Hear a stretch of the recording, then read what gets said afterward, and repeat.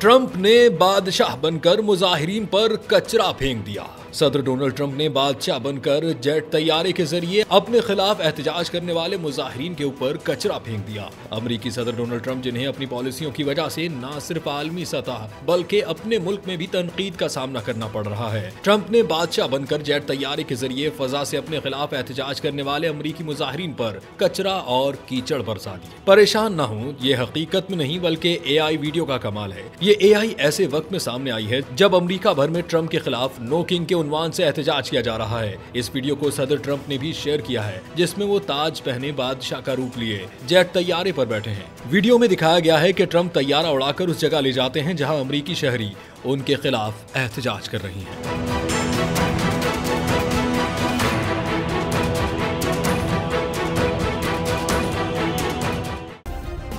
Subscribe करें और bell दबाएं ताकि कोई खबर रह न जाए।